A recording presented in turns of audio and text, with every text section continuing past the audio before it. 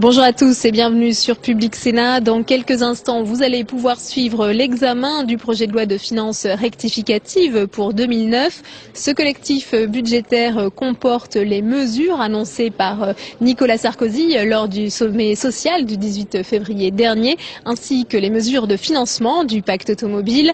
Ce collectif budgétaire révise également les prévisions en matière de déficit public, le déficit public de la France qui pourrait grimper jusqu'à 5,6% du PIB en 2009. Bonne séance à tous sur Public Sénat.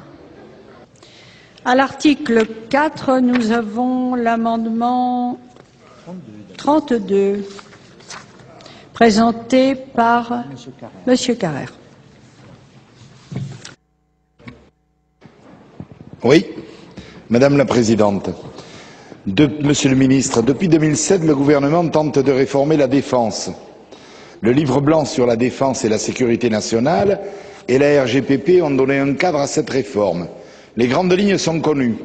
Faire plus avec moins, tout en poursuivant l'alignement atlantiste commencé alors que George Bush était le président des États-Unis. Or, deux faits majeurs sont venus bousculer cette architecture.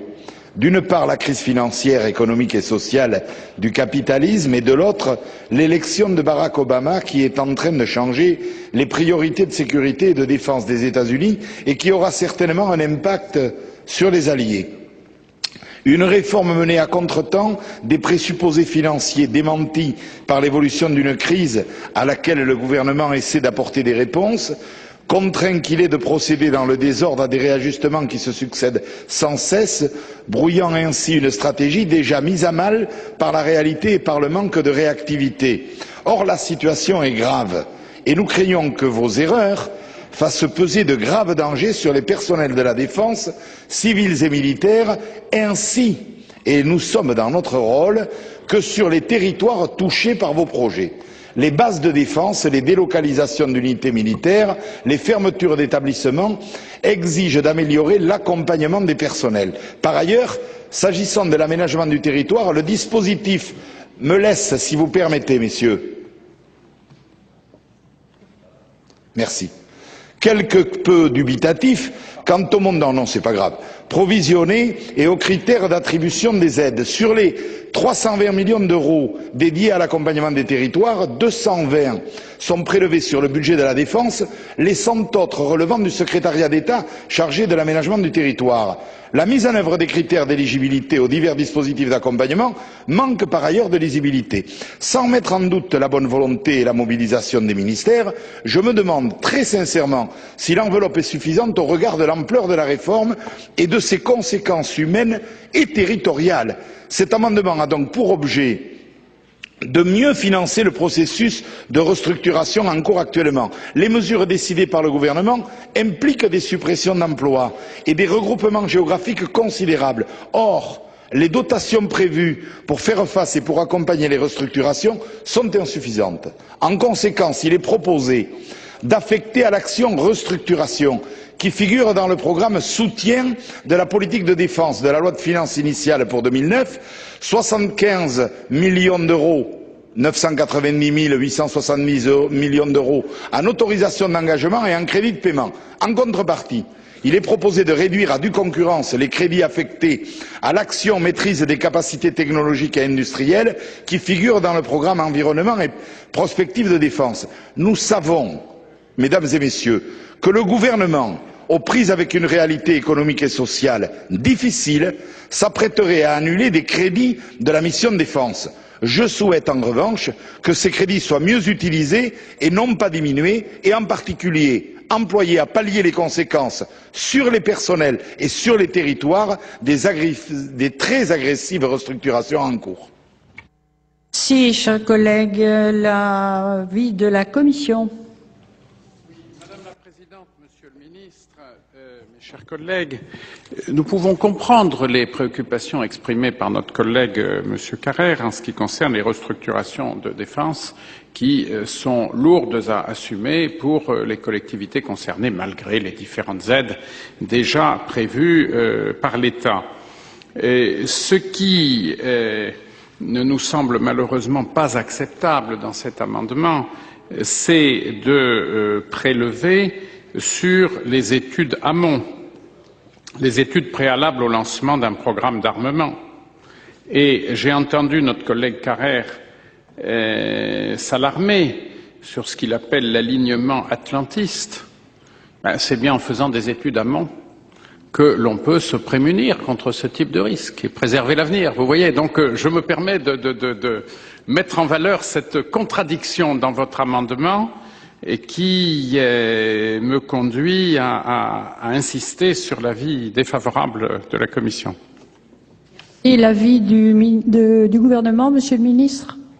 Madame la Présidente, le gouvernement n'est pas d'un avis favorable. Nous avons, Monsieur le sénateur Carrère, déjà inscrit donc 320 millions pour accompagner les restructurations. Elles sont lourdes, il est vrai, mais la somme est également une somme importante. Il est prévu en 2009 sur ces 320, ça doit être des autorisations d'engagement, il est prévu 177 millions d'euros de crédit. Donc ça montre que le gouvernement prend en compte la taille de ces restructurations, donc la question n'est pas là. Cela étant, il y a un pilotage très précis de ces dépenses, et je vais dans votre sens. Donc il y a un pilotage très précis de ces dépenses. Il y a un comité qui suit ça en lien entre la défense et le budget, et donc nous allons suivre ça précisément. Et si jamais il s'avérait qu'il y ait des crédits supplémentaires à inscrire pour accompagner ces restructurations, alors nous les ferions avec des redéploiements de crédits à partir des crédits des programmes de la mission défense. Je souhaiterais que l'année se passe et nous ferons un point sur l'utilisation des crédits en réalité. Et s'il faut abonder, on fera quelques équilibres entre les crédits de la mission. Ce que vous souhaitez. Merci. Y a-t-il des explications de vote? Oui, Monsieur Carrère.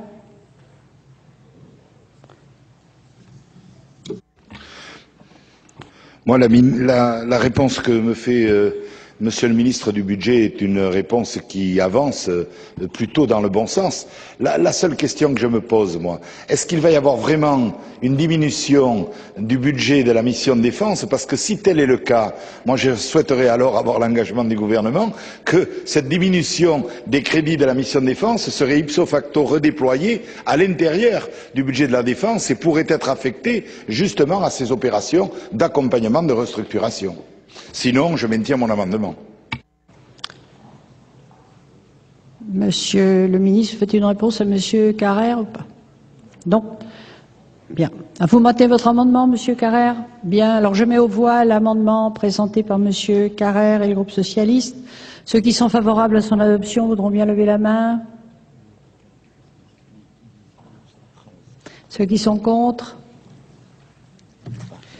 Il n'est pas adopté. Alors nous passons aux amendements du gouvernement. Est-ce que vous les présentez individuellement ou groupés? Si vous me le permettez, Madame la Présidente, je vais les présenter de façon groupée. Oui. Donc ces amendements sont au nombre de 12 et modifient d'une part l'article 4 et l'état B annexé relatif aux ouvertures auxquelles procède ce projet de loi de finances rectificative, et d'autre part l'article 5 et l'état B annexé relatif aux annulations. Ces amendements sont de deux natures différentes. Il s'agit d'abord de répondre favorablement aux propositions de réimputation de crédit présentées par votre commission des finances. Ces modifications de crédit qui impactent plusieurs missions sont neutres sur le solde puisqu'elles conduisent à des ouvertures d'un montant total de 481 000 euros, compensés par des annulations de même montant. Deuxième point, il s'agit d'ouvrir 200 millions d'euros de crédits supplémentaires afin d'assurer le financement du fonds de sécurisation du crédit interentreprises, dont la création fera l'objet d'un autre amendement lors de la discussion de cette seconde partie du collectif. C'est l'amendement 90 du gouvernement qui se situe après l'article 8. C'est donc l'assurance crédit, en fait, le fait de pouvoir doper l'assurance crédit. Ces 200 millions permettront de couvrir une capacité maximale de 5 milliards d'euros de risque chez les assureurs crédit. Cette ouverture de crédit supplémentaire s'effectue sur la mission plan de relance de l'économie et n'est donc pas gagée par des annulations de crédit sur d'autres missions. Elle fera l'objet d'une coordination dans l'article d'équilibre en fin de deuxième partie tout à l'heure. Merci. L'avis de la Commission. Madame la Présidente, Monsieur le Ministre, mes chers collègues, la Commission se réjouit du dispositif qui est ici proposé en matière d'assurance crédit. Il s'agit du fonds de sécurisation du crédit interentreprises et ce fonds, comme l'a indiqué le ministre, a pour objet de garantir au bénéfice des entreprises le risque de non-paiement des encours de crédit client qui ne peuvent plus être pris en charge par les assureurs crédit, soit parce que l'assureur a retiré sa garantie sur un risque client donné, soit parce qu'il a refusé de couvrir ce client. Alors, vous vous souvenez que nous avions, en fin d'année, mis en place un régime de partenariat entre les assureurs crédit et la Caisse centrale de réassurance. Mais ceci supposait que les assureurs crédit poursuivent leur mission, la Caisse centrale de réassurance n'intervenant qu'à titre partenarial, comme je l'ai dit, en fait complémentaire. Dès lors que la révision des positions des assureurs crédit a été plus prononcée qu'on n'aurait pu le penser, ce dispositif n'a pas eu, jusqu'à ce jour, le succès escompté. Et il est absolument nécessaire de passer à une vitesse supérieure.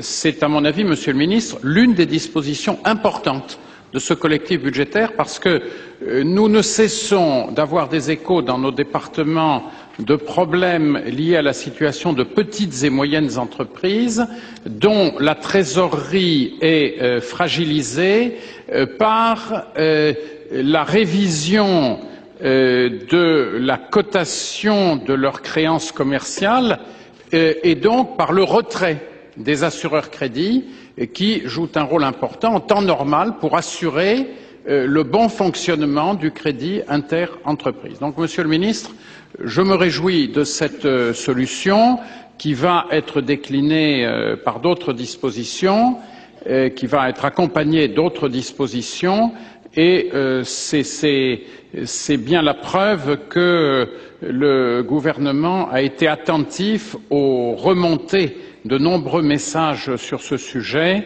qui n'ont cessé de lui parvenir au cours des dernières semaines. Merci, Monsieur le Ministre, vous avez demandé la parole. Oui, parce que Madame la Présidente, le rapporteur a eu raison d'insister là-dessus. Je suis passé vite en me disant que, au fond, je pourrais le présenter plus tard, mais autant le faire en même temps que les crédits, et ce sera très rapide. Mais le rapporteur général l'a déjà très bien fait. Il y a effectivement des problèmes d'assurance crédit. Chacun le sait, le voit dans toutes les réunions qu'il peut faire. Donc, le gouvernement avait déjà pris en fin d'année 2008 des mesures pour habiliter la Caisse centrale de réassurance, l'habilité à effectuer avec la garantie de l'État des opérations de réassurance des entreprises d'assurance crédit. Mais c'est pas suffisant, et on le voit bien.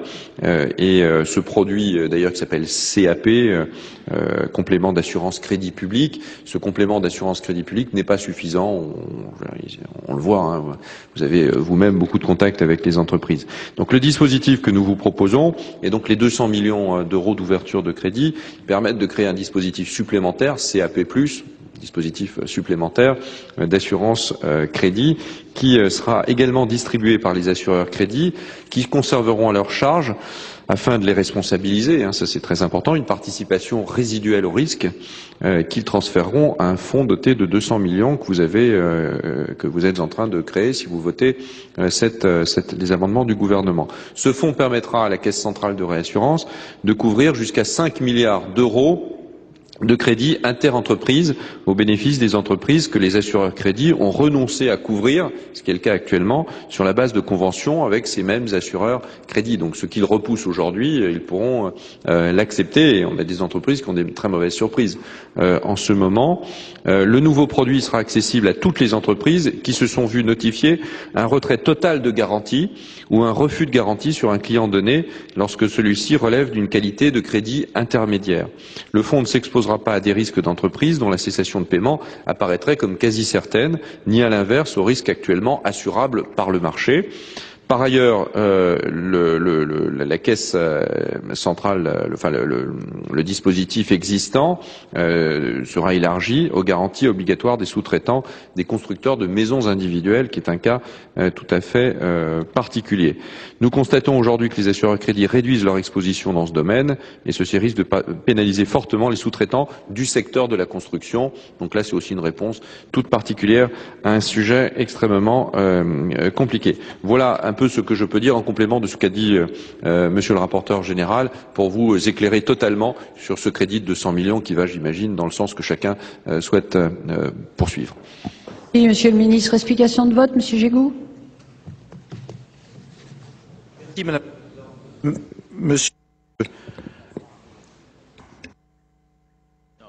Monsieur le Ministre, je me réjouis de cette disposition puisque c'est vrai que on vous avait à plusieurs reprises alerté sur cette affaire.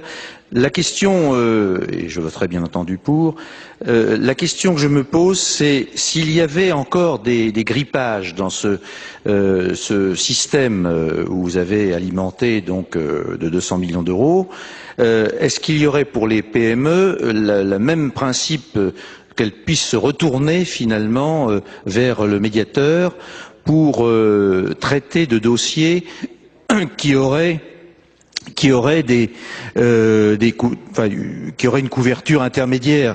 C'est-à-dire évidemment là il fait, vous l'avez dit tout à l'heure très bien d'ailleurs, pour des petites PME qui se trouvent être fragiles mais qui n'ont pas bien sûr d'impayés avérés mais qui n'ont même pas d'incident bancaire, puisque finalement c'est là-dessus que se joue un peu la finesse des assureurs crédits, c'est de décréter unilatéralement qu'il y a un risque trop important pour que le système d'assurance crédit fonctionne. Alors, est-ce que finalement il pourrait y avoir le parallélisme des formes et est-ce que le médiateur est habilité à pouvoir arbitrer également en matière d'assurance crédit? Monsieur le ministre.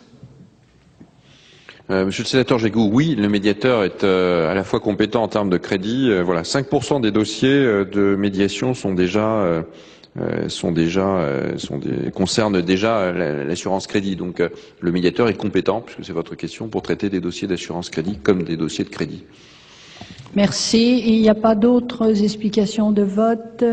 Je vais mettre aux voix l'amendement 91 du gouvernement. Ceux qui sont favorables voudront bien l'exprimer en levant la main.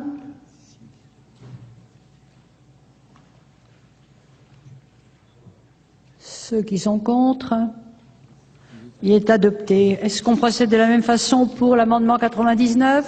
Même avis? 100? Même vote? 102? Même vote? 104? Même vote? Ah, Monsieur Raoul. Sur le 104, Monsieur Raoul? Oui, la présentation de Monsieur le ministre a été pour le moins succincte. J'aurais préféré qu'on me dise exactement le contenu de l'amendement 104. Quels sont les besoins de paiement sur la mission 4, sur l'action 4 du programme formation supérieure et recherche universitaire? À quoi ça correspond, ces besoins de paiement? Bien, l'avis de la Commission. Monsieur le ministre, mes chers collègues, je précise à notre collègue qu'il s'agit d'un redéploiement pour une somme très limitée, au total 50 000 euros, plus 50 000, moins 50 000. Donc c'est une ventilation de chapitre à chapitre, c'est tout. Ce n'est pas une innovation par rapport aux masses de ces programmes. Nous sommes dans l'extrême détail.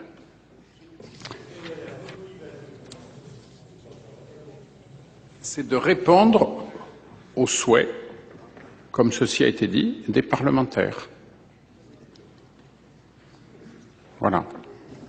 Bien, ces explications étant données, je mets aux voix l'amendement 104. Alors, ceux qui sont favorables à son adoption,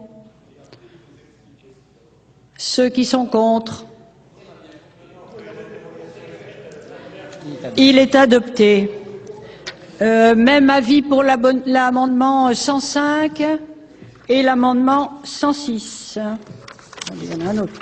Et l'amendement 108, même avis, adopté.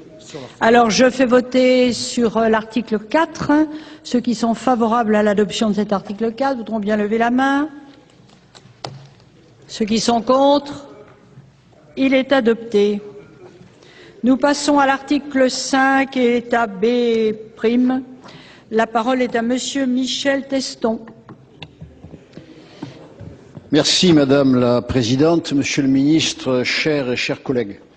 L'état B' annexé au projet de loi présente la répartition par mission des crédits annulés pour 2009. À la lecture de cette répartition, on constate que la mission la plus touchée par les annulations de crédits est la mission écologie, développement et aménagement durable, avec 55,7 millions d'euros d'annulation en autorisation d'engagement et 63,6 millions d'euros d'annulation en crédit de paiement. Cela représente 21% du total des autorisations d'engagement annulées et un peu plus de 24% du total des crédits de paiement annulés au titre de l'article 5. Le second constat est qu'au sein de cette mission, le programme infrastructures et services de transport perd 35,8 millions d'euros en autorisation d'engagement et 40,5 millions d'euros en crédit de paiement, soit dans les deux cas environ 64% des annulations de crédits de la mission. Selon les informations dont je dispose, ces annulations de crédits portent sur les crédits de réserve de précaution votés en loi de finances initiale en application de la LOLF. Qu'en est-il réellement? Il semble que les crédits annulés et redéployés portent principalement sur le concours de l'État à RFF, concours qui sont au nombre de 3, la contribution aux charges d'infrastructure, la subvention de renouvellement et de mise aux normes, la subvention de désendettement. Ainsi, alors que des moyens financiers supplémentaires ont été apportés à RFF avec la première loi de finances rectificative pour 2009, le gouvernement fait en partie marche arrière avec ce deuxième budget rectificatif. Comment ne pas rappeler que RFF a hérité d'une dette colossale et que son conseil d'administration a approuvé le 12 mars dernier un programme complémentaire d'investissement de 300 millions d'euros visant à accélérer les opérations de régénération du réseau et à consacrer plus de crédits aux études de nouvelles lignes à grande vitesse et à leurs travaux préparatoires. Monsieur le ministre, pouvez-vous me confirmer que les annulations de crédits concernent RFF? Dans l'affirmative, pourquoi cet arbitrage budgétaire défavorable à RFF alors qu'il y a tant à faire pour développer les modes de transport alternatifs à la route, le ferroviaire particulièrement, et alors que le processus législatif du Grenelle suit son cours? Merci, Monsieur le Sénateur. La réponse de Monsieur le Ministre est... Madame la Présidente, oui, il n'y a pas d'incohérence à afficher des annulations de crédit, évidemment, dans le cadre du collectif, même en période de relance. Il s'agit de correctement gérer la gestion des crédits. C'est extrêmement important. Hein. Je vous rappelle ma présentation, déficit de crise, déficit courant. Donc il faut continuer à tenir la dépense et ne rien abandonner là-dessus. Et d'ailleurs, on remarque qu'on a, je trouve, bien tenu la dépense, 1% de dépenses en volume sur l'ensemble des finances publiques. En 2008, c'est pas si mal. Donc, il s'agit d'annulation de crédit. Et ces annulations de crédit, elles permettent de compenser des ouvertures de crédit qui ne participent pas de la politique de relance de l'économie. Je pense par exemple au financement de mesures comme ce qui se passe sur la tempête Klaus ou ce genre de choses qui demandent de l'argent supplémentaire mais qui n'ont pas lié à la relance. Donc, elles sont financées par annulation de crédit. Et les annulations de crédit sur le programme infrastructure et services de transport de la mission écologie ne remettent pas du tout en cause l'effort d'investissement routier, ferroviaire, fluvial. Cet effort est complètement préservé. La FIDF a un budget déjà voté, donc il n'est pas modifié. Et RFF a arrêté son programme d'investissement pour 2009. Donc il n'y a pas de problème. Les annulations portent sur la réserve de précaution. Donc c'est pas sur des crédits fléchés, donc porte bien sur la réserve de précaution. Donc cela n'ampute pas les budgets qui ont été adoptés pour les établissements en question, ceux dont vous parliez.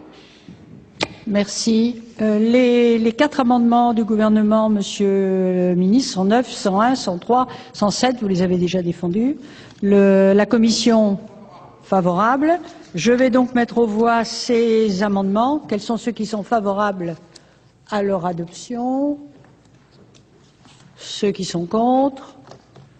Ils sont adoptés. Je fais voter sur l'article 5. Ceux qui sont favorables à son adoption, il est adopté. À l'article 5 bis, L'amendement 38 rectifié présenté par Monsieur Carrère.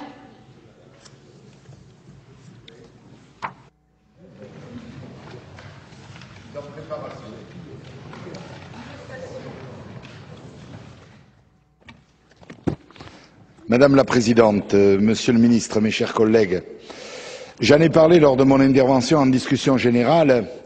Vous n'êtes donc pas sans ignorer avec quelle violence le sud-ouest de la France a été frappé par la tempête Klaus du 24 janvier dernier. Si le bilan humain est malheureusement tragique, je vous rappelle que 17 personnes ont été tuées, 6 en France et 11 en Espagne, avec aussi de nombreux blessés. Le bilan écologique et économique l'est également. Les massifs forestiers ont été fortement touchés. Selon les estimations de l'inventaire forestier national, ce sont plus de 42,5 millions de mètres cubes de bois qui ont été déracinés, dont la très grande partie, 94%, dans le département des Landes, de la Gironde et du Lot-et-Garonne. Néanmoins, n'oublions pas les forêts du Languedoc-Roussillon, de Midi-Pyrénées qui ont également subi de lourdes pertes. Je rappelle que c'est la deuxième fois en 10 ans, et je rappelle hélas que cette tempête a suivi la tempête de décembre 99.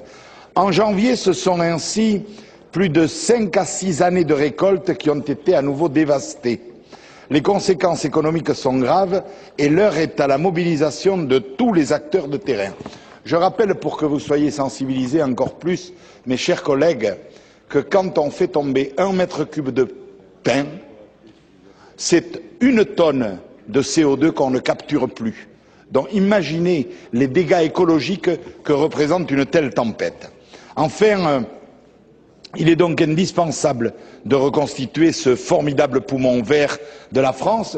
Je rappelle simplement qu'en France, la globalité du massif forestier permet de capturer 10% du CO2 émis sur l'ensemble du territoire.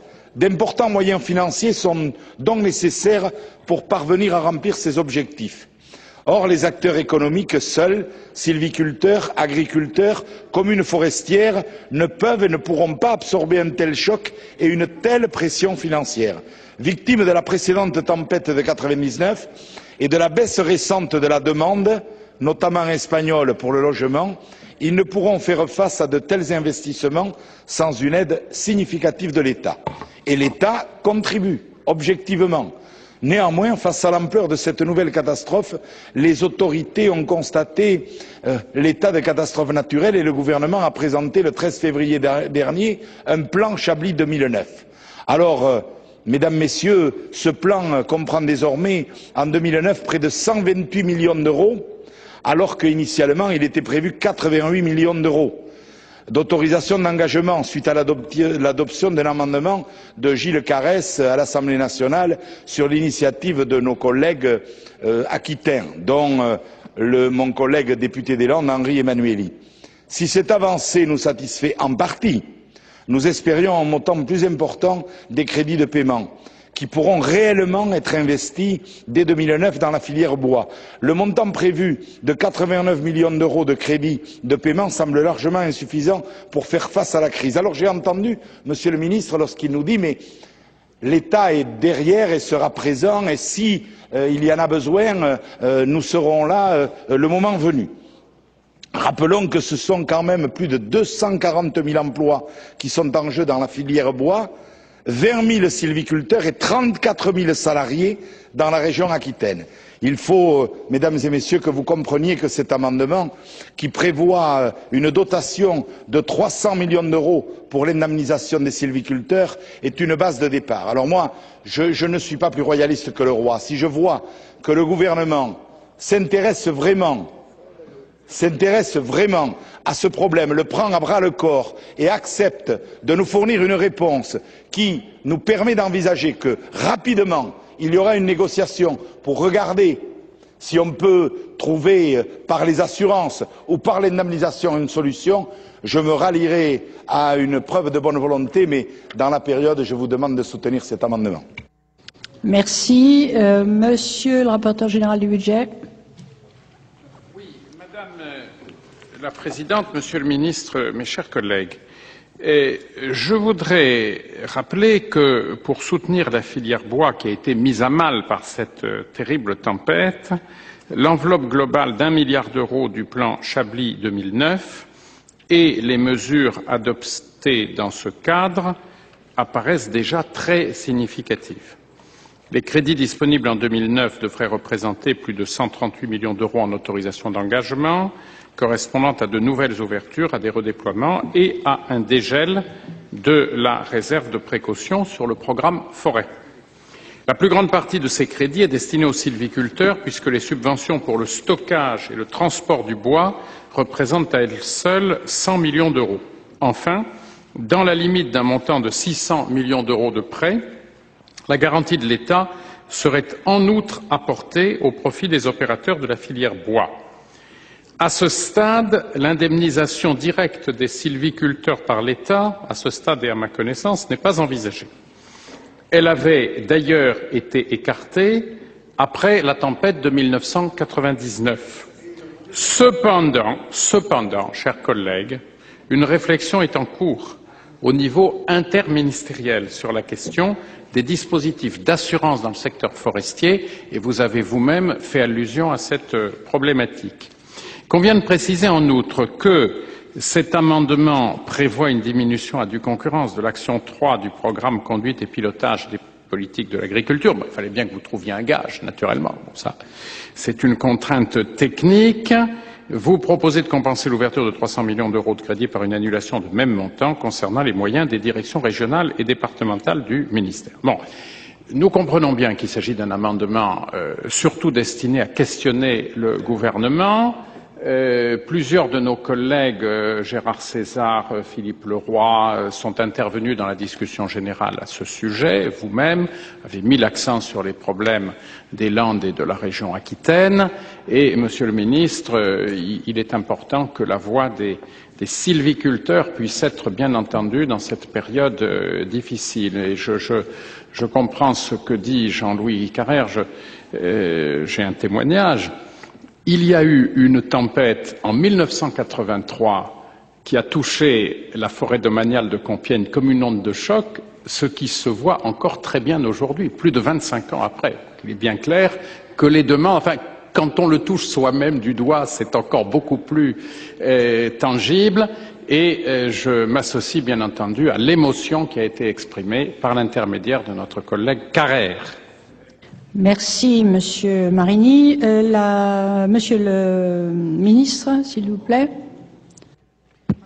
Madame la Présidente, je voudrais dire d'abord au sénateur Marini que la commune de Compiègne n'est pas éligible cette fois-ci, je vous rassure, mais je referme cette parenthèse. Évidemment, le gouvernement est soucieux d'apporter la réponse adéquate à la question qui se pose dans votre département et dans les départements qui ont été touchés par cette terrible tempête. Bon, le plan, je ne vais pas vous le rappeler, vous le connaissez très bien, donc le rapporteur l'a rappelé également, tant en ce qui concerne les aides spécifiques en faveur des propriétaires forestiers, qu'en ce qui concerne le reboisement des parcelles, les mesures ciblées pour aider à la mobilisation d'un volume maximum de bois et pour en assurer la revalorisation. Tout ça, ce sont des aides, aires de stockage, etc. Tout ça, ce sont des aides qui s'étalent dans le temps et qui ont été discutées avec la profession. Ces aides s'accompagnent évidemment de dégrèvements fiscaux. Sur l'indemnisation spécifique de la filière de sylviculture, les sylviculteurs sont largement bénéficiaires des aides, par principe, prévues dans le plan tempête. Il y a des aides aussi pour les communes, mais c'est autre chose. Qu'il s'agisse donc des aides à la valorisation des bois ou des aides au reboisement.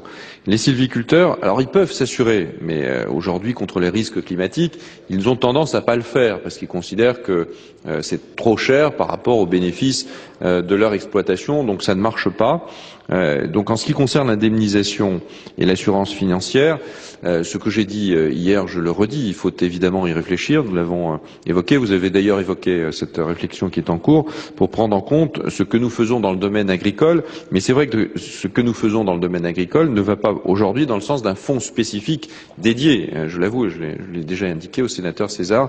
Bon, donc c'est un vrai sujet, celui de l'indemnisation, on doit y réfléchir, la réflexion est aujourd'hui en cours et engagée, le ministère du Budget y participe, comme évidemment le ministère de l'Agriculture.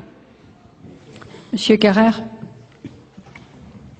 Oui, Madame la Présidente, pour explication de vote, je voudrais premièrement remercier Monsieur le rapporteur général de sa réponse, remercier Monsieur le ministre de son début de réponse, mais je voudrais franchement mettre l'accent pour l'expression, s'agissant de l'expression de Monsieur le rapporteur général. Lorsque vous présentez les choses, et je conviens qu'il y a 1 milliard d'annonces, 600 millions de prêts bonifiés, c'est pas une dotation, quoi. Hein. Vous l'avez dit après. Hein. Et on n'a pas, si vous voulez, non, mais moi, le grand public s'imagine que le gouvernement débloque 1 milliard. Non, c'est pas vrai. Le gouvernement bonifie 600 millions de prêts. Et là, quand je vous en parle sans aucune rancœur, mais je vous dis simplement que débloquant ces 600 millions qui correspondent à une demande de la profession. Et donc, de ce point de vue-là, il n'y a pas de problème. La demande de la profession qui est très pressante est de dire, mais de grâce, ne nous accordez pas ces 600 millions de prêts sur 5 ans. Nous avons besoin de l'allongement de 3 ans de la durée de ces prêts. Et donc là-dessus, Monsieur le Ministre, j'aimerais que vous puissiez... Moi, je suis prêt, Monsieur le Ministre, à retirer mon amendement si vous maintenez la formulation que vous avez indiquée quant à l'attitude du gouvernement, à la négociation en cours et le seul argument que je voudrais développer, Monsieur le Ministre, le dernier, il s'agit d'une forêt cultivée, Monsieur le Ministre. Cette forêt cultivée mériterait qu'on puisse la prendre en considération comme on prend en considération les problématiques agricoles. Et il me semble que ce serait peut-être une piste de sortie. Mais, Monsieur le Ministre, si en complément de ce que vous nous avez dit, vous acceptez cette demande que je formule de passer de 5 à 8 ans, alors je retirerai mon amendement. Merci. Monsieur César. Merci Madame la Présidente. Monsieur le Ministre, moi j'abonde dans le sens de Jean-Louis Carrère et merci au rapporteur général du budget, mais aussi merci au ministre. Hier, dans la discussion générale, nous avons évoqué justement cette possibilité d'allonger la durée des prêts. Aujourd'hui, c'est ce qu'attendent les silviculteurs. Il est prévu le 10 avril prochain, c'est-à-dire la semaine prochaine, une manifestation à Bordeaux des sylviculteurs qui viendront donc peut-être bloquer le pont d'Aquitaine pendant une journée avec leurs engins. Il est important aujourd'hui qu'on puisse les rassurer car ces dégâts sont très importants et surtout, nous l'avons dit hier dans la discussion générale, ils suivent donc une tempête très importante de 99. 2 tempêtes en 10 ans, ça fait beaucoup. Alors, nous avons proposé hier donc à Monsieur le Ministre de constituer un groupe de travail pour prévoir pour le futur justement la possibilité d'une assurance qui pourrait être donc faite en collaboration étroite entre le ministre de l'Agriculture et le ministre du Budget et tout ceci avec une aide sans doute de l'Europe parce que la forêt d'Aquitaine ne peut plus supporter un préjudice aussi important. Donc merci encore, mais nous souhaitons, et comme le ministre s'est engagé hier, à ce que ce soit aujourd'hui qu'une première partie du déblocage des fonds pour l'indemnisation de façon à ce que, si c'est justifié, nous puissions, dans quelques mois, donc demander une nouvelle aide pour justement le déblaiement de ces chablis qui encombrent nos routes, nos pistes forestières et qui peuvent poser de gros problèmes au niveau des incendies, car nous arrivons à la saison des incendies. Merci.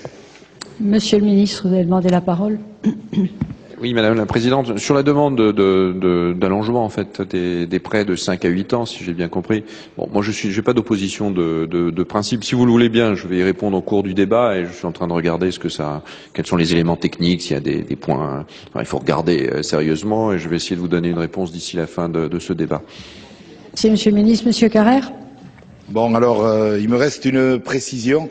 Je demanderai aux orateurs qui défendent, et je respecte la position du gouvernement ou de la Commission, de veiller à ne pas utiliser l'argument qui opposerait la prise en compte de la tempête de 99 et celle de 2009. Je répète une dernière fois, pour qu'il n'y ait pas de malentendu déplaisant entre nous et vraiment déplacé.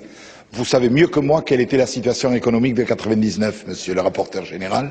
Vous savez ce qu'elle est en 2009. Vous savez comment était l'appel de la péninsule ibérique et notamment de l'Espagne à tout ce qui est Chablis aquitain. Actuellement, on passe de 45 € la tonne à 2 €. Je vous assure que la situation est très différente. Excusez-moi. Donc je retire mon amendement, Madame la Présidente. Merci, Monsieur Carrère. L'amendement est retiré. Et vous défendez également l'amendement 39, Monsieur Carrère? Bon, l'amendement 39, il est de nature un petit peu différente, d'autant plus que je suis de ceux qui considèrent que la réponse qui a été apportée par le gouvernement, si en matière de sylviculture elle était à amender, et j'espère qu'elle le sera, et je me rends compte qu'elle commence à l'être, et c'est une grande satisfaction pour nous que de nous en rendre compte, en matière d'agriculture, elle avait été proche de la perfection. Je serais tenté de dire. Elle correspondait, disons, ce sera mieux exprimé ainsi, à la demande de la profession. Et correspondant à la demande de la profession, je n'insisterai pas trop longtemps. Néanmoins, les représentants des chambres départementales et régionales nous disent que les sommes prévues sont encore insuffisantes. Sur la seule région des Landes, les pertes sont estimées à 100 millions d'euros, 60 millions pour les productions animales, 40 millions pour le secteur des productions végétales. Pour les Landes, le programme pour faire face aux pertes et aux dégâts s'élève à 57,5 millions d'euros, dont près de la moitié est non assurable. Les mesures actuelles annoncées par le ministère de l'Agriculture, à savoir 25 millions d'euros, sont donc nettement insuffisantes pour répondre aux mesures d'urgence et à l'ensemble des dégâts dans le secteur agricole. C'est la raison pour laquelle notre amendement propose de majorer de 4 millions d'euros les crédits affectés à l'aide des offices au titre de la reconstruction pour la filière élevage et de porter le plafond d'investissement subventionnable par exploitation de 25 000 euros à 50 000 euros. Pour cela, il convient donc de majorer de 4 millions d'euros les crédits du programme 154 Économie et développement durable de l'agriculture, de la pêche et des territoires, destiné à l'action numéro 15, moyens de mise en œuvre des politiques publiques et gestion des interventions qui permettraient à l'agence de services et de paiement de financer cette aide supplémentaire. Merci. Quel est l'avis de la Commission? Madame la Présidente, Monsieur le Ministre, mes chers collègues, il s'agit à nouveau d'un amendement de questionnement, d'un amendement d'appel lié à la situation économique qui résulte cette fois-ci pour les éleveurs de la même tempête. Donc, Monsieur le Ministre, sans doute avez-vous des éléments d'information que nous écouterons avec attention. Merci, Monsieur Marini. Monsieur le Ministre.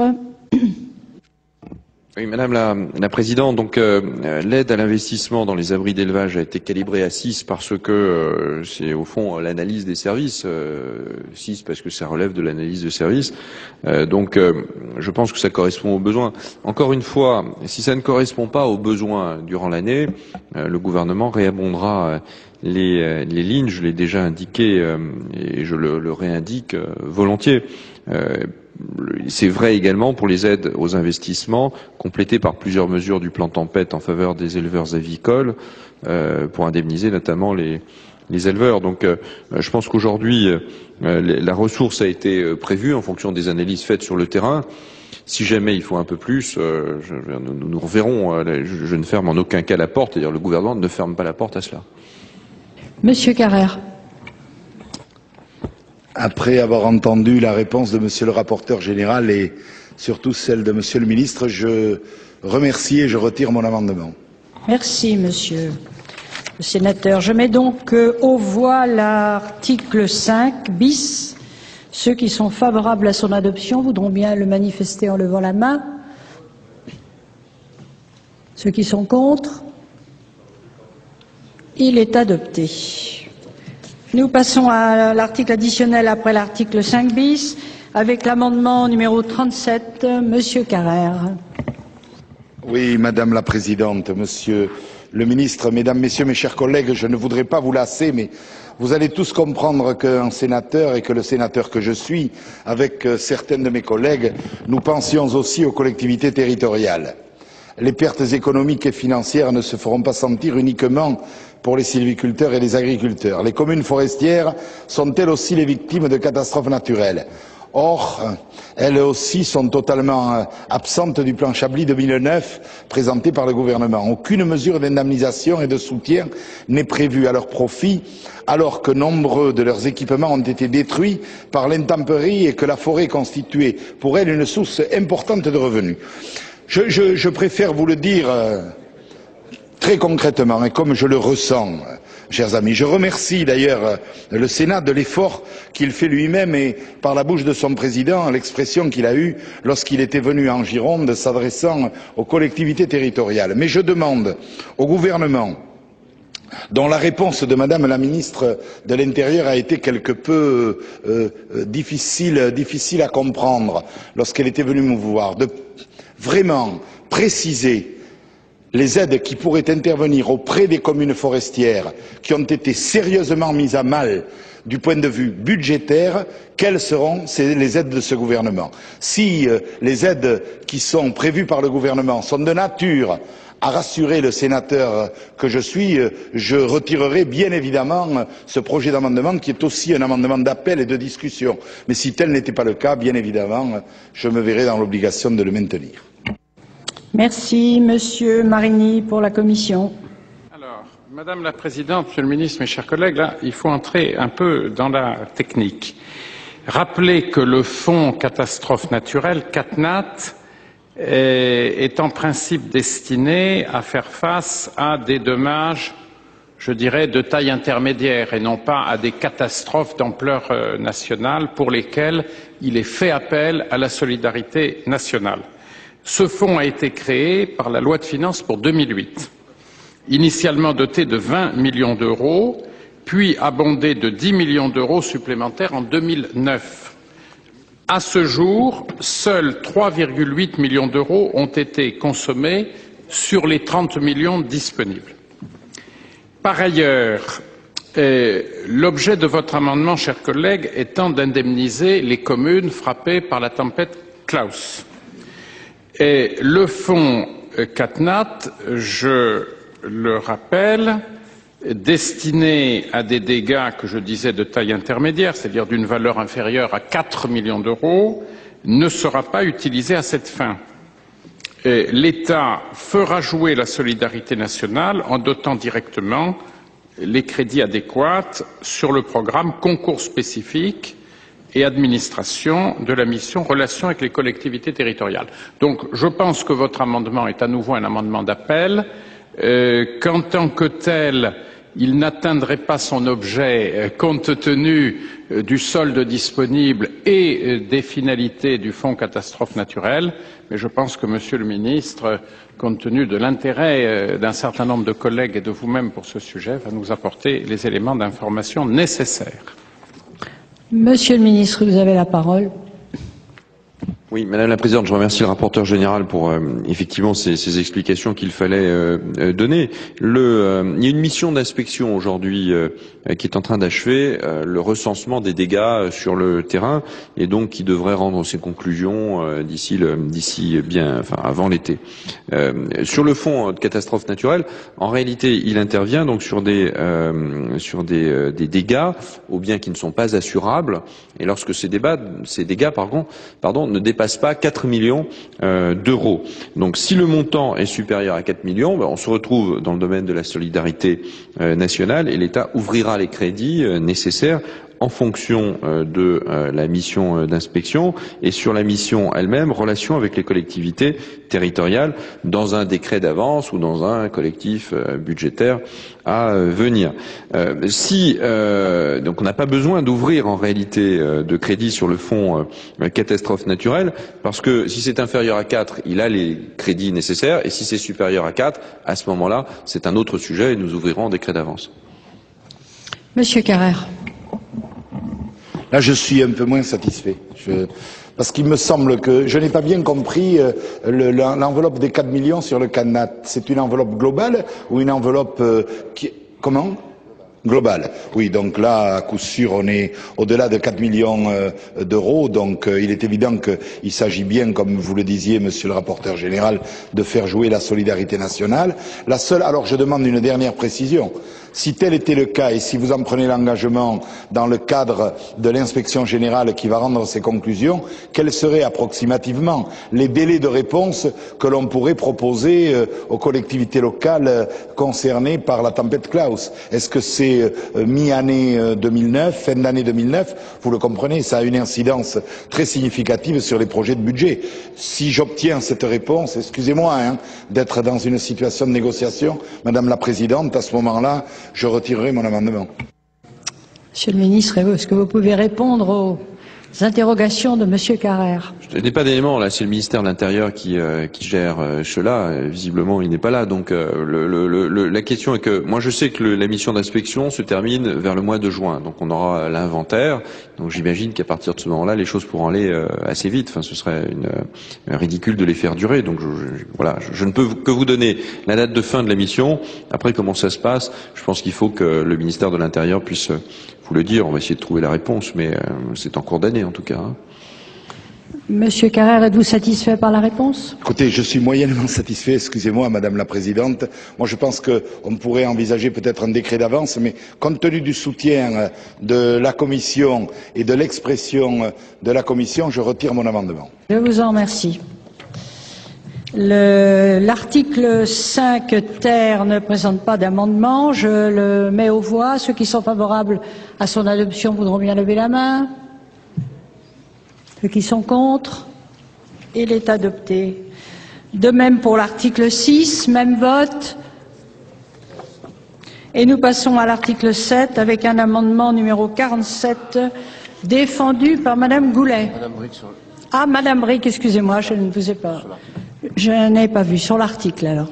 Oui, je demande la parole sur l'article rapidement parce que un des amendements du gouvernement traite à l'état D de la dotation finalement budgétaire qui sont allouées au nouveau commissaire à la réindustrialisation.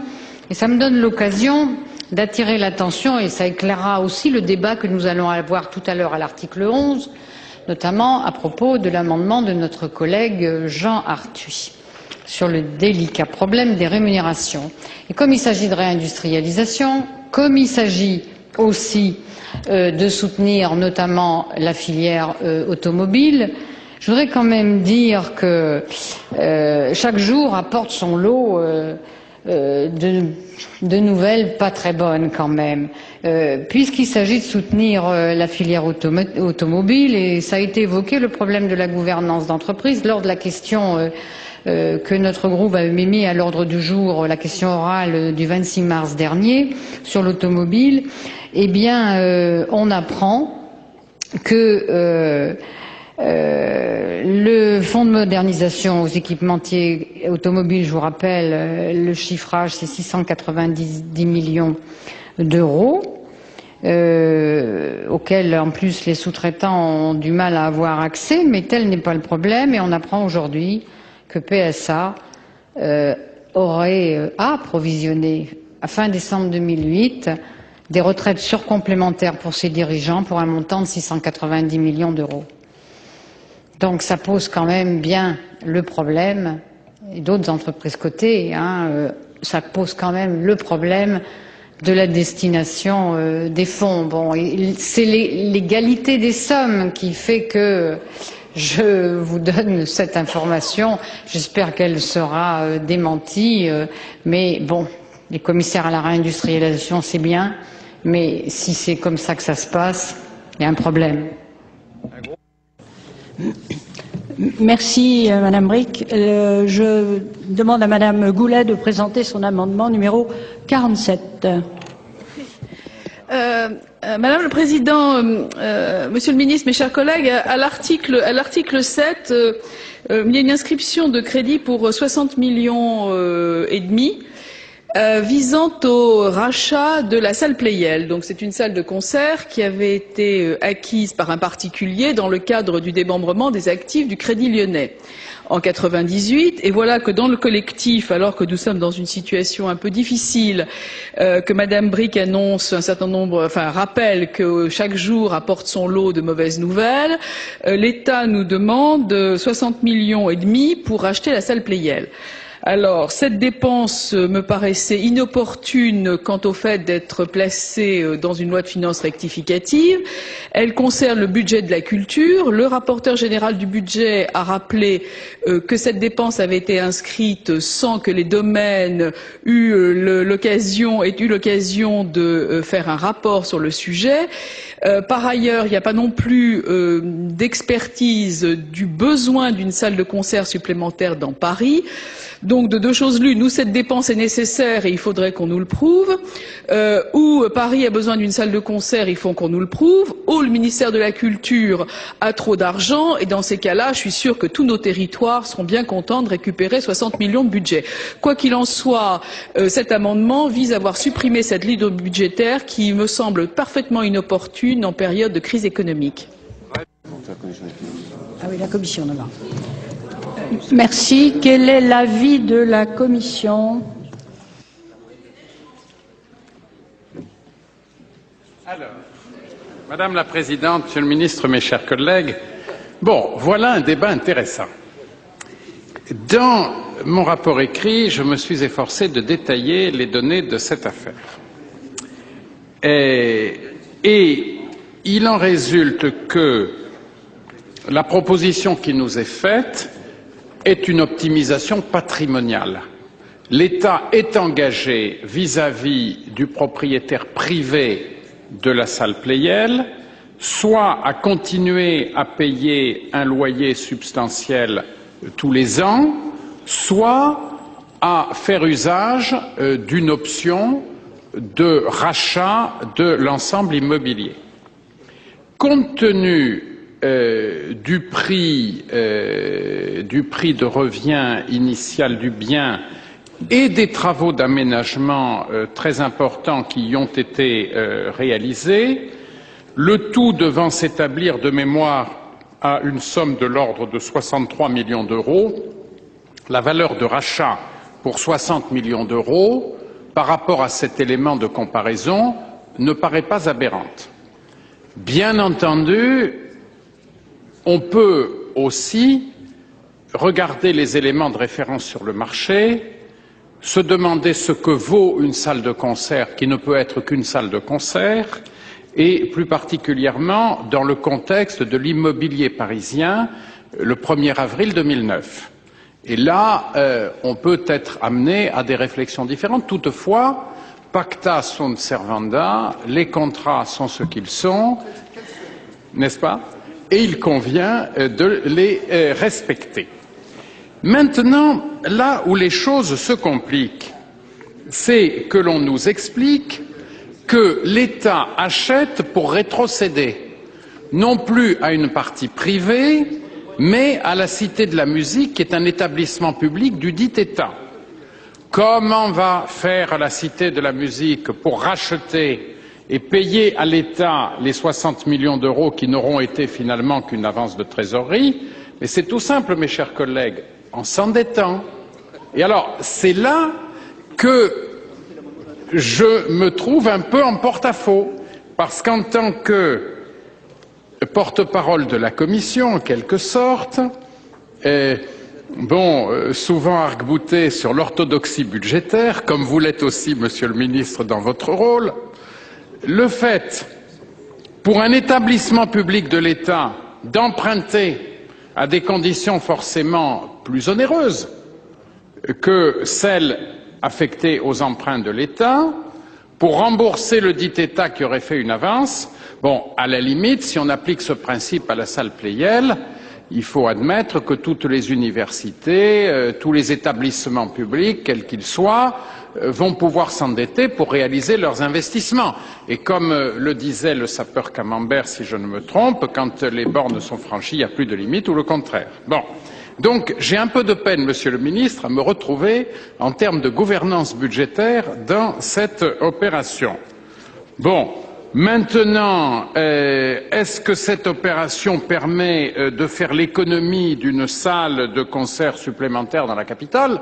Peut-être que ça serait la vraie réponse à apporter à Madame Goulet, qui est soucieuse, à juste titre, du bon emploi des deniers publics en période de crise, de l'exemplarité de l'État et en même temps d'une répartition équitable des efforts, notamment d'équipements culturels, entre Paris et le reste de la France, qu'il s'agisse des régions forestières ou des autres régions. Voilà. Donc l'amendement de Madame Goulet paraît être intéressant. En tout cas, il peut permettre d'initier un débat qui nous permette de trancher en toute connaissance de cause. Merci, Monsieur Legendre. Madame la Présidente, mes chers collègues, la Commission des affaires culturelles ne s'est pas saisie de cet article, considérant qu'il s'agissait d'une opération purement financière, n'ayant aucun impact sur la politique culturelle en faveur de la musique. La salle Pleyel, comme on l'a rappelé, était possédée par un propriétaire privé qui s'était engagé en 2004 à financer sa restauration complète. En contrepartie, la Cité de la musique avait signé un contrat de bail pendant 50 ans avec une clause d'option d'achat qu'elle pouvait exercer à tout moment. Le propriétaire a effectué 27 millions d'euros de travaux dans la salle et 3 millions sur les bureaux attenants. La Cité de la musique a estimé qu'il était aujourd'hui intéressant d'acheter cet immeuble plutôt que de le louer, compte tenu des cours actuels du marché. La dépense prévue est de 60,5 millions d'euros au lieu de 130 à la fin du bail. L'objet de l'article 7 est donc de lui consentir une avance pour financer cet achat. Avec le montant du loyer, la Cité de la musique souscrira un emprunt, c'est vrai, mais l'opération a un effet nul sur les finances publiques. La Commission des affaires culturelles ne s'y est pas opposée, car il n'y a aucune ponction sur des crédits destinés à d'autres opérations, soit à Paris, soit en région. Quant à la programmation actuelle de la salle Pleyel, elle n'est pas remise en cause. Ce qui devrait retenir notre attention, c'est effectivement le projet qui existe par ailleurs à la Cité de la musique de construire un nouvel auditorium symphonique de 2400 places dont la livraison serait prévue en 2012. On peut s'interroger sur l'opportunité de disposer de plusieurs salles de concert dans la capitale, s'interroger peut-être sur le surinvestissement à Paris par rapport à ce qui existe ailleurs, et ce qui nous semblerait souhaitable, c'est qu'on accepte l'opération menée par la Cité de la musique lui permettant de s'approprier cette salle de concert existante et à terme ça reviendra moins cher, mais de rappeler qu'aucune décision ne peut être prise ou ne doit être considérée comme prise quant à la construction par ailleurs d'un auditorium à la Cité de la musique. Et si l'amendement et le débat qui a cours ici pouvaient permettre de clarifier ainsi la situation, je crois que ce débat aurait été utile. Merci. Monsieur le ministre, vous voulez répondre? Alors, Madame la Présidente, moi je ne suis pas ministre de la Culture, donc je vais répondre en tant que ministre du Budget. Ce sera donc plus peut-être lié essentiellement au caractère économique de cette démarche. La salle Pleyel, elle a été achetée à l'époque au CDR, comme vous le dites, par un propriétaire privé qui a fait des travaux, etc. Beaucoup de travaux et dans un contexte familial qui était le sien à l'époque. Aujourd'hui, le contrat qui a été signé avec la Cité de la musique pour la location de cette salle fait apparaître une montée en puissance du loyer très importante, puis après, dans 2054, une propriété qui revient à l'État après avoir versé beaucoup de loyers, c'est-à-dire à peu près, quand on cumule l'ensemble des loyers en valeur, ça donne 134 millions d'euros. Donc ce sont des sommes très très importantes. Aujourd'hui, le propriétaire souhaite s'en défaire pour des raisons aussi familiales dans lesquelles on n'a pas à rentrer, mais au fond, c'est une opportunité qui est offerte pour qu'on lève cette option. Et nous pouvons la lever, ce qui nous empêchera à ce moment-là de payer un loyer, qui est un loyer quand même très élevé d'1,57 million d'euros par an, qui est indexé à 2,2% par an. Alors évidemment, la Cité de la musique va devoir emprunter, ce qui n'est jamais, monsieur le rapporteur général, une bonne idée que de laisser un opérateur emprunter, mais au moins, c'est des opérations qui sont faites au cas par cas avec des autorisations au cas par cas. Donc nous pouvons l'autoriser. Et nous pourrons aussi surtout bénéficier des bureaux parce qu'en rachetant pour 60 et quelques millions d'euros, 60,5 millions d'euros, nous rachetons la salle mais nous rachetons aussi des bureaux.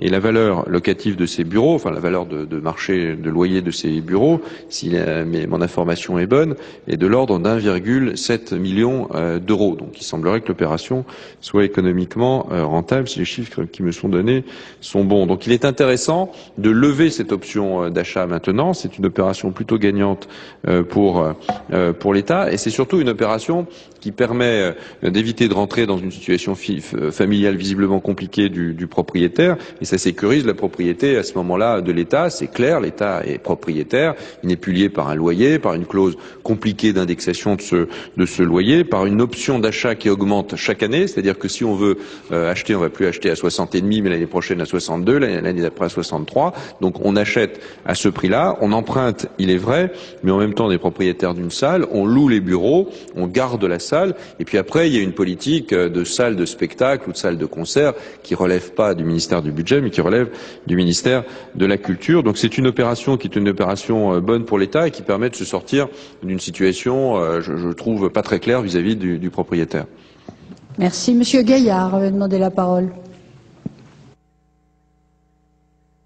Madame la Présidente, je tenais à intervenir en tant que rapporteur spécial pour la culture à la Commission des finances. Je trouve que les explications que nous ont données et monsieur le rapporteur général et monsieur le ministre sont extrêmement claires du point de vue financier. Il est certain que cette opération n'est pas une mauvaise opération du point de vue financier. Elle deviendrait mauvaise peut-être dans l'avenir, c'est ce qu'a dit monsieur le président de la Commission des affaires culturelles, si en plus, dans les années qui viennent, on donnait suite à ce grand projet qui est actuellement dans la Cité de la musique et qui, bon, n'insultons pas l'avenir. On ne sait pas ce qui se passera dans 10 ans, on ne sait pas, peut-être que d'ici là la crise sera terminée, que l'État serait devenu riche. Bon.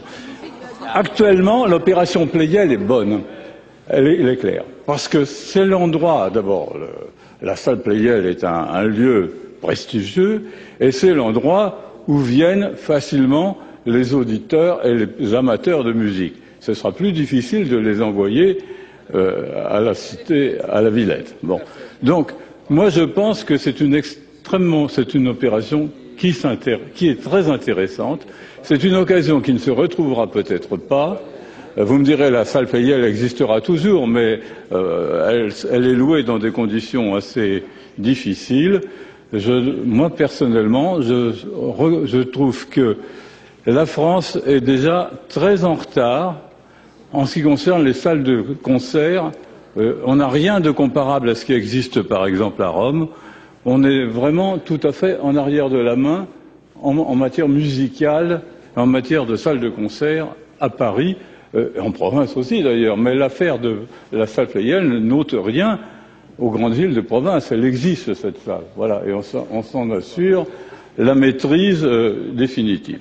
Donc moi, personnellement, je ne voterai pas l'amendement de Madame Goulet, en dépit de son extraordinaire activité. Merci, Monsieur Gaillard. Monsieur le Président de la Commission des Finances, Monsieur Arthuis. Madame la Présidente, Monsieur le Ministre, mes chers collègues, cette opération a quand même un caractère un peu singulier au regard des bonnes pratiques de gestion immobilière de l'État, Monsieur le Ministre. Comment se fait-il que l'État ait pu s'engager sur 50 ans avec un loyer aussi élevé, 1 500 000, et vous nous dites que ce loyer va être indexé et donc atteindre des niveaux très très élevés? Au fond, ce qui fait la valeur de la salle, c'est moins la situation du marché, si tant est qu'il y ait un marché, que cette convention signée par l'État. Comment se fait-il que France Domaine n'ait pas été saisie? Vous êtes le ministre des Comptes publics et du Budget. On est là en face de failles dans les procédures de l'État, de la gestion immobilière de l'État. Lorsque l'État s'engage pour 50 ans, est-ce à dire que le Parlement doit viser de telles opérations? Est-ce que cela fait partie des engagements hors bilan, en quelque sorte? Car s'engager pour 50 ans à raison d'un loyer de 1 500 000 par an, c'est significatif.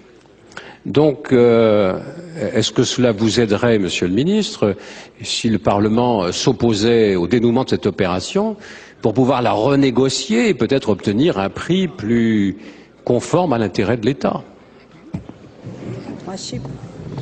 Merci. Monsieur Drincourt. Monsieur Drincourt. Madame la Présidente, Monsieur le Ministre, mes chers collègues, je dois dire que j'ai découvert sur le tard l'amendement déposé par Madame Goulet, mais je ne lui fais naturellement aucun reproche. C'est la disposition qui est visée par l'amendement que j'ai découverte sur le tard, et ça c'est vrai que c'est un peu regrettable. J'avais pris la peine de lire le document du gouvernement et ça ne figurait pas dedans. Bien. Hier matin, je n'avais pas pu, pour des raisons de calendrier, d'encombrement de calendrier, assister à la commission des finances, puisque se tenait simultanément la réunion du groupe que j'ai l'honneur de présider, et au cours de laquelle nous étions assez spontanément enclins à suivre la recommandation qui figure dans l'amendement de Madame Goulet. Depuis, j'ai quand même essayé de me renseigner. Je suis donc allé à la pêche aux renseignements. Et c'est pas si facile que ça.